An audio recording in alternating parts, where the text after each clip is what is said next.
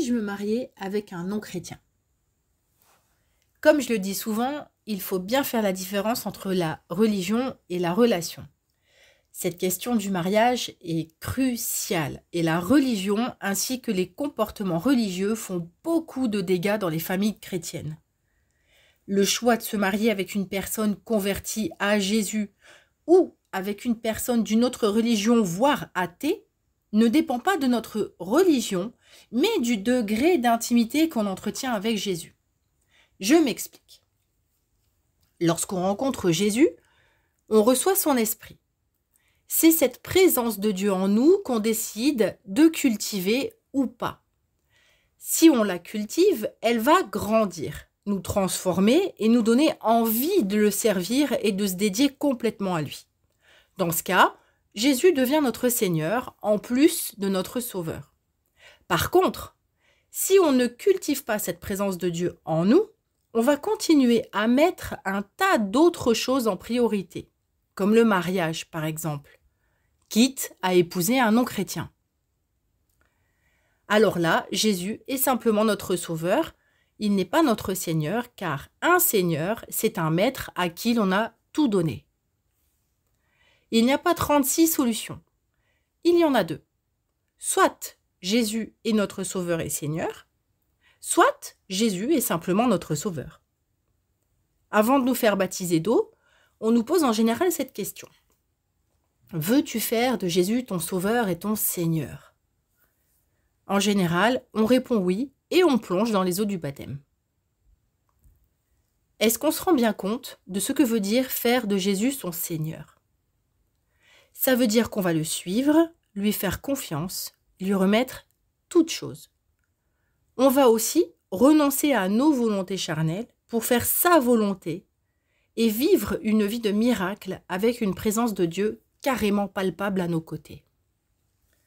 Attention, il ne faut pas juger ceux qui se marient avec des personnes non chrétiennes. S'ils le font, c'est parce qu'ils ne veulent pas ou ne peuvent pas s'investir complètement pour l'œuvre de Dieu sur la terre. C'est leur choix. S'ils ne le peuvent pas, c'est parce qu'ils n'ont pas reçu une totale révélation de ce que Jésus a fait pour nous à la croix. S'il est mort pour nous donner la vie, nous pouvons bien vivre cette vie pour lui. Ceux qui font du compromis, si ça ne les dérange pas, c'est parce que la plupart du temps, ils ne connaissent pas Jésus si bien que ça. Contentons-nous de prier pour eux sans les juger et d'être à leur disposition le jour où ils voudront aller plus loin avec Dieu.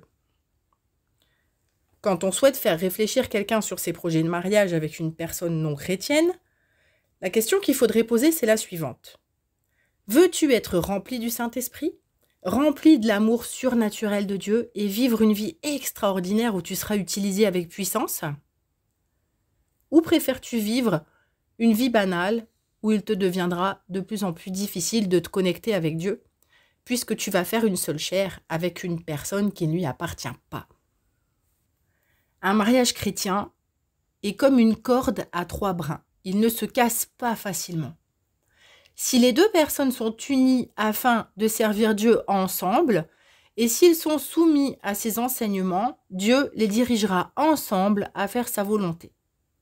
Il parlera au mari et donnera la confirmation à sa femme, afin qu'ils aillent toujours dans le même sens et qu'ils restent unis. C'est un mariage béni. Dieu protège ses serviteurs engagés. Si ton mari ou ta femme ne connaît pas Jésus, il ou elle n'entendra certainement pas sa voix et les risques de désaccord seront décuplés.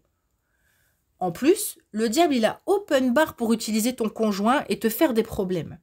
Sa passion est de faire voler les mariages en éclats. En faisant un tel mariage, il y a peu de chances que Dieu manifeste sa gloire dans ta vie. Précision importante pour ceux qui étaient déjà mariés lorsqu'ils ont donné leur vie à Jésus. La Bible dit que si le conjoint souhaite toujours vivre avec vous, vous devez rester marié. Dans le cas contraire, vous pouvez divorcer et vous n'êtes pas liés. C'est-à-dire que vous pourrez vous remarier, mais dans le Seigneur, avec une personne chrétienne cette fois-ci. La Bible nous dit d'avoir en nous les sentiments qui étaient en Christ. Pour y arriver, nous avons besoin du Saint-Esprit que Dieu ne donne qu'à ceux qui ont la révélation que Jésus est le Fils de Dieu. En plus, pour qu'un mariage tienne, il faut de l'humilité. Un renoncement à soi-même est tout le fruit de l'esprit. Amour, joie, paix, patience, bonté, bénignité, fidélité. Comment tu fais fonctionner ton mariage sans ça? Alors je sais que l'attente est difficile. Je l'ai personnellement vécu pendant 12 longues années. J'ai cherché aussi à forcer un peu le destin. Mais ma proximité à Jésus m'a permis de rester dans les rails. En effet, quand un chrétien habitué à la présence de Dieu s'éloigne du plan divin, il sent qu'il s'éloigne de Dieu et il en est malheureux.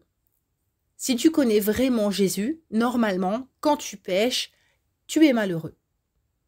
Tu peux être heureux dans ton âme, mais dans ton esprit, tu es triste et tu es tiraillé. Et c'est l'état dans lequel tu risques de te trouver pour le restant de tes jours. Parce que selon Jésus, le divorce n'est pas une option. Alors la réponse à la question du mariage amène à la vraie question. Est-ce que je connais Jésus vraiment profondément? Deux réponses se placent en face de toi. Non, et cela me suffit de me sentir sauvé. Ou oui, donc je renonce à ce projet de mariage pour me plonger dans la sainteté de Jésus qui me conduira vers des sentiers glorieux. Maintenant, à toi de choisir, fais-le avec soin et assure-toi que ton futur conjoint est une personne qui ait une foi solide. Le mariage est une association qui vise à servir Dieu. Et vous pourrez alors marcher ensemble sereinement sur des sentiers de bénédiction.